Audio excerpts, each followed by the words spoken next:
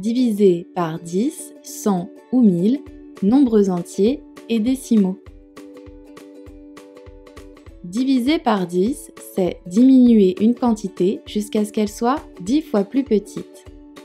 Si je souhaite diviser une unité de 1000 en 10, je vais partager l'unité en 10 parts égales. Cela me donne 10 centaines. Sur ces 10 parts, je garderai une part, soit une centaine. Une unité de 1000 divisée par 10 est donc égale à une centaine. Ou bien 1000 divisé par 10 est égal à 100. Lorsque je divise par 10, je donne donc une valeur 10 fois plus petite à chaque chiffre. Prenons comme exemple le nombre 3000. Si je le divise par 10, je vais décaler chaque chiffre d'un rang vers la droite dans le tableau de numération. Les unités de 1000 deviennent des centaines, les centaines des dizaines, les dizaines des unités et les unités des dixièmes.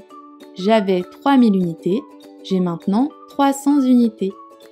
Comme la partie décimale est nulle, je ne suis pas obligée de l'écrire. 3000 divisé par 10 est donc égal à 300. Autre exemple avec le nombre 642. Si je divise 642 par 10, je vais donc décaler chaque chiffre d'un rang vers la droite dans le tableau de numération. J'avais 642 unités, j'ai maintenant 64 unités et 2 dixièmes. 642 divisé par 10 est donc égal à 64 unités et 2 dixièmes. Diviser par 100, c'est diminuer une quantité jusqu'à ce qu'elle soit 100 fois plus petite. Si je souhaite diviser une unité de 1000 par 100, je vais partager mon unité de 1000 en 100 parts égales, soit 100 dizaines. Sur ces 100 dizaines, je garderai une part, soit une dizaine. Une unité de 1000 divisée par 100 est donc égale à une dizaine. Ou alors, 1000 divisé par 100 est égal à 10. Lorsque je divise par 100, je donne une valeur 100 fois plus petite à chaque chiffre. Prenons le nombre 3000. Si je le divise par 100, je vais décaler chaque chiffre de 2 rangs vers la droite dans le tableau de numération. Les unités de 1000 deviennent des dizaines, les centaines des unités, les dizaines des dixièmes et les unités des centièmes. J'avais 3000 unités, j'ai maintenant 30 unités. Comme la partie décimale est nulle, je ne suis pas obligée de l'écrire. 3000 divisé par 100 est donc égal à 30. Autre exemple avec le nombre 642. Si je divise 642 par 100, je vais décaler chaque chiffre de 2 rangs vers la droite dans le tableau de numération. J'avais 642 unités, j'ai maintenant 6 unités et 42 centièmes. 642 divisé par 100 est donc égal à 6 unités et 42 centièmes.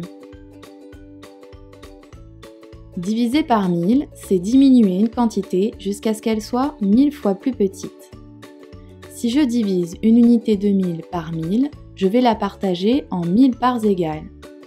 J'aurai donc 1000 unités.